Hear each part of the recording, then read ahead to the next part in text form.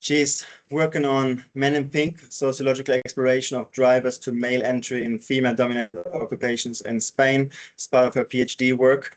And we had already quite a few conversations about her work, which I think is absolutely fascinating. And we're really happy to have her here at Middlesex and to organize that event between the Sustainable Development Research Cluster here at University in London, in Middlesex, and also obviously the so-called Social Policy Research Center, which is supporting the event today. I'm not going to waste more time. I really want to leave a stage for Andrea and tell us about her fascinating research. So the way it's planned, you have around, well, you still have around 30 minutes if you want. If you want, you can also, yeah, between 20 to 30 minutes, and then we will open up the room for questions. And please don't be shy, because seriously, I know how it feels to be a PhD student, and it's always good to get good feedback, especially at the beginning of a PhD. So please ask critical but supportive and fair questions, and I'm sure that we can all help Andrea to make the most of her experience here, but also all overall with regards to a PhD. I can only see Christian with his video on. Can you give me a thumbs up if the sound is all right?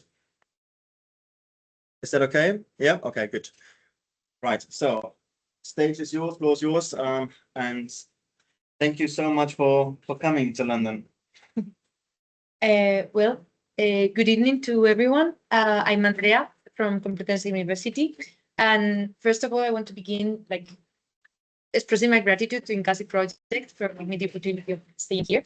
Also, thanks to Patrick and all the people in the office that made it possible to make the most of this experience, both academically and personally, also to get to know London a little bit better. And of course, thanks to the people that are online, but also offline. I truly appreciate your presence, the comments that you are going to make, and your time. And as I really mean that I appreciate your time, I'm just going to be straight away on my presentation on horizontal gender segregation in the Spanish labor market between the aftermath of the financial crisis and just the pre-pandemic period. But contrary to most academic research, from the male perspective. So this is the outline that I'm going to follow. Okay, I cannot make it. The outline is that. And then I want to begin with, it's not moving either. It's not moving? It's the next one? Yeah, but perfect. So my research interests have changed quite a little bit during my bachelor, master's, and the thesis. But at the end, I've decided to focus in horizontal gender segregation, understood as gender over or underrepresentation in concrete occupations or sectors, basically because of social norms and expectations, which directly relates to the content of the job and the performance of the tasks. Why should we care about this? Ultimately, because it's not only that it explains a huge part of the pay gap and why it sustains over time, but also because it's deep-rooted in gender norms and masculine resistance to entry female-dominated occupations, understanding by female-dominated occupations those whose labor force is over 66% of women. So social policies aim to address this issue of gender segregation in the labor market, but focusing on women with specific skills and trying to put them and locate them in high-rank positions or masculinized occupations. However, the majority of the women are not there. We are in specific occupations with the worst working conditions are completely unattractive to men, not only because they need to transgress these gender boundaries in the labor market, but also because there's no pay or status premium. And precisely because these unattractive occupations, they are still puzzling theoretically and empirically because they are there at odds of all these already commented factors. So next slide. I've chosen Spain for many reasons, but I simply mentioned 4 of them. The first of all is that studying gender segregation in the labor market from this point of view is very, very scarce worldwide, but in the Spanish case, quantitatively speaking, is almost nil. And qualitatively, we have focused in healthcare and also education, which also talks a lot about how we understand gender in the labor market, because we overlook other occupations such as clerks that are highly feminized and routinized. So there's the floor is open to discuss quantitative and qualitative research in different realms. Also because Spain has similar levels of gender segregation to other OECD countries, so it allows for comparability and the performance of robustness checks of my quantitative part. And while acknowledging this, we have this potential to compare, but there are particularities of being a Mediterranean welfare state that also allows to pinpoint exactly which of the policies and factors are generating these differences and contribute to the segregation. So, having said that, my research question is which employment and sociodemographic factors influence male entry into female-dominated occupations in the Spanish context? So to be answered, I needed to start becoming familiar with academic debates on the dynamics of the labor market, and right afterwards, state clear research goal, plan a research design in consequence, and acquire the methodological training. So with the systematic review of the literature, what I got is to elucidate which are the main factors that promote male entry in these occupations and their experience on the job, according everything to empirical studies. I followed the PRISMA guidelines and this process that I have simply showed here.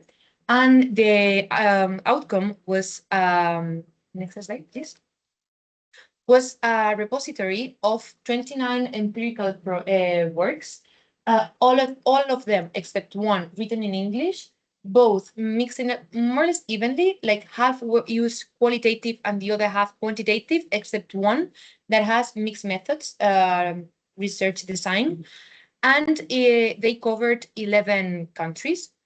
So at the end, what we take of all of this process are the following table. That rather than going into details of what is in there, I want to comment ultimately in these two axes of the table. First, because the departure point is that hegemonic masculinity is backed on paid employment, on paid work, and in opposition to femininity. So if we want to approach men in the labor market and how they are segregated in consequence, we need to understand that they earn money, they make money through the performance of feminized tasks. So in this sense, it's very difficult to disentangle and to present separately the factors pushing them into these occupations and pulling them away. Moreover, in a context where labor market flexibilization in the aftermath of the financial crisis and the massive destruction of male positions precisely because of the crisis has generated this concrete environment in the labor market.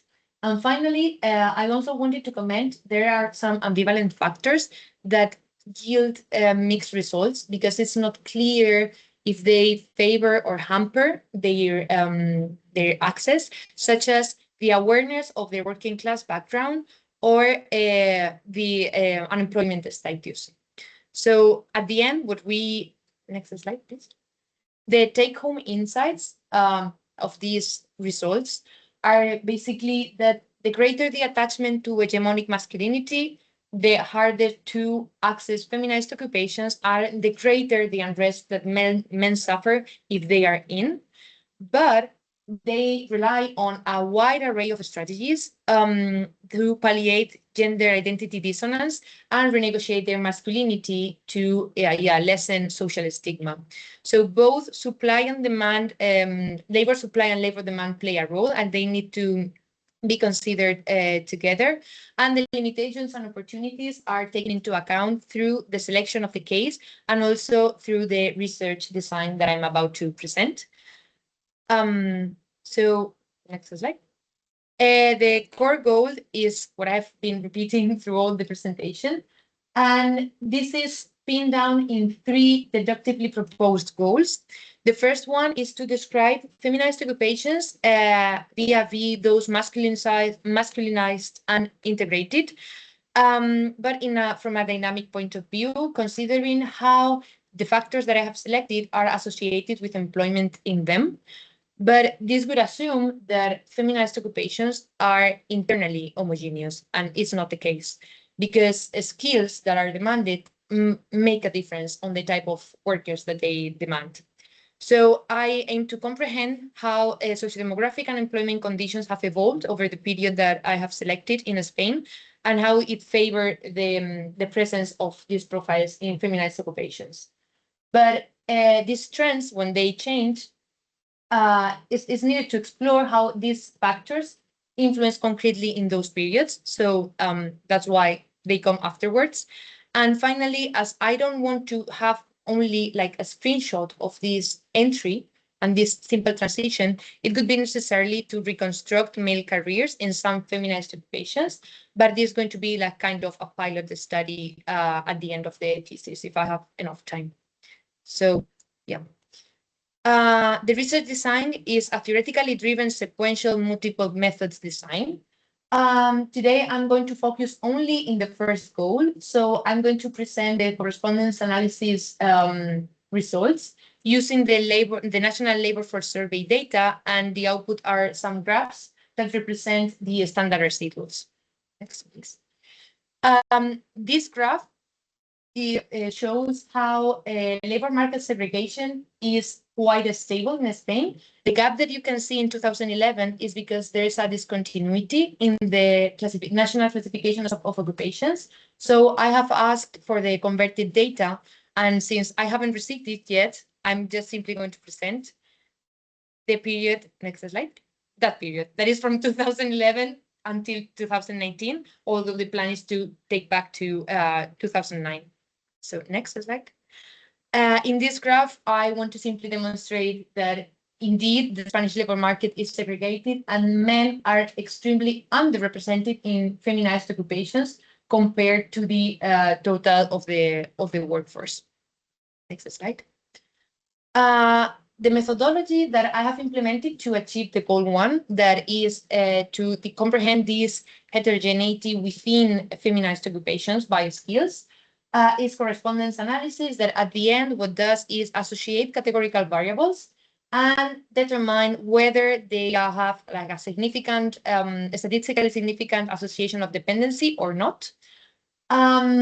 The specificities of the methods are there, but what matters is that to ease the interpretation of the results, I present the Habermas standard residual plots that allow to observe the evolution of this association, if they are significant or not, and when, while preserving, securing robustness and not violating statistical assumptions as the observations are independent among them. So next slide, please. To interpret these graphs, what we need to consider is that above the dotted line, it represents statistically significant overrepresentation, and below underrepresentation. All the things that are somewhere in the middle are not significantly different from zero, so they are not significant, although we can make some reading, but it's not that relevant.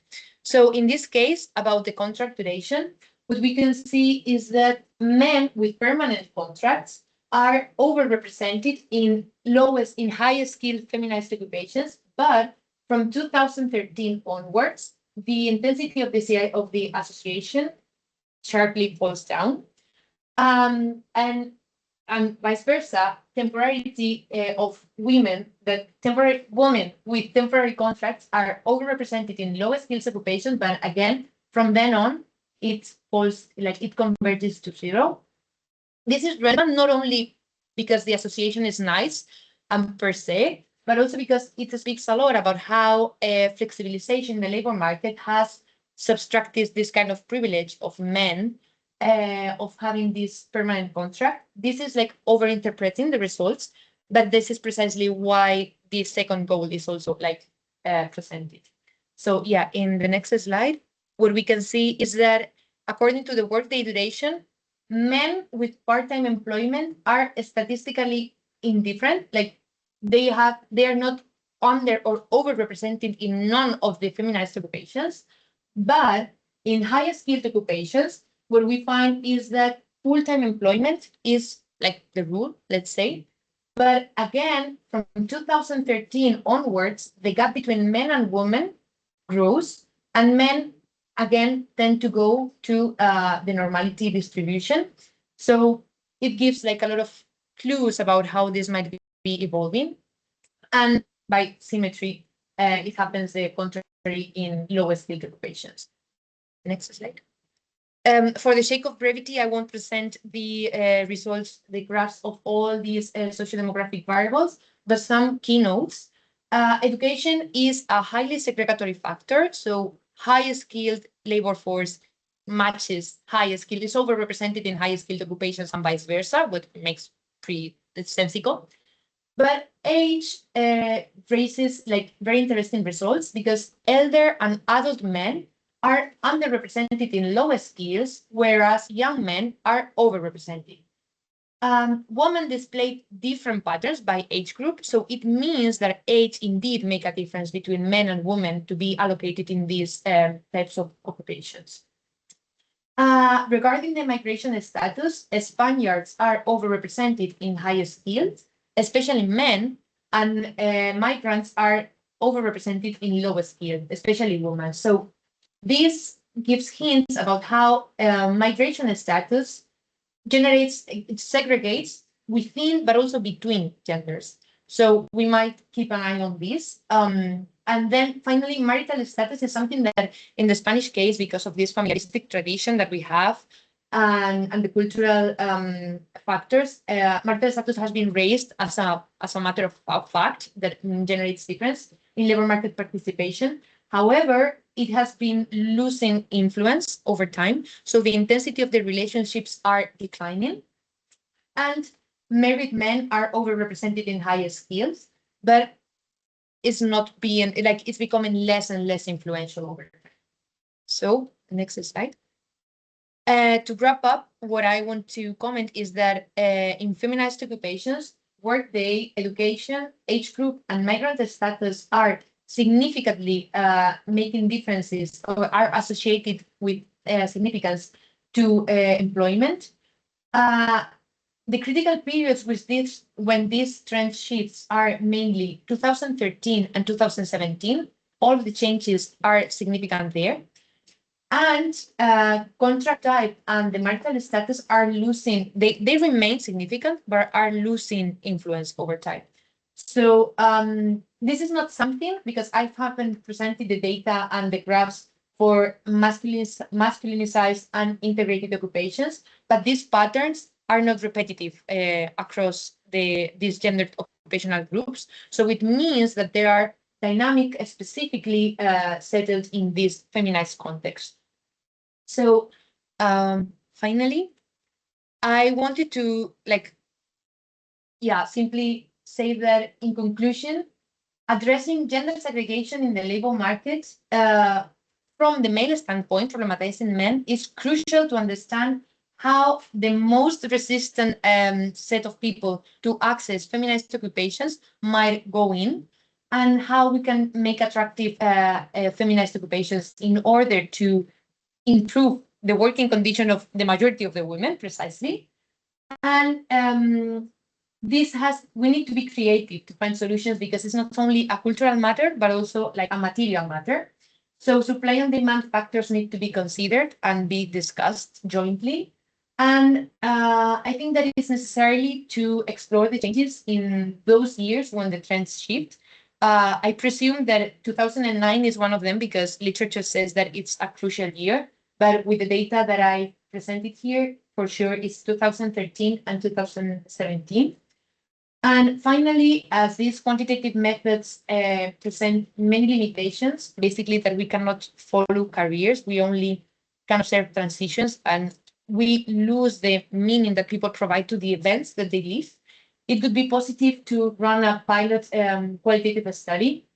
My suggestion is to focus on clerical occupations, because they are these sticky, it's one of the sticky floors occupations that tend to be overlooked, as I said in the beginning. So this is all from my side. I hope that I presented my ideas clearly. And many thanks for coming here. Yeah, so thanks.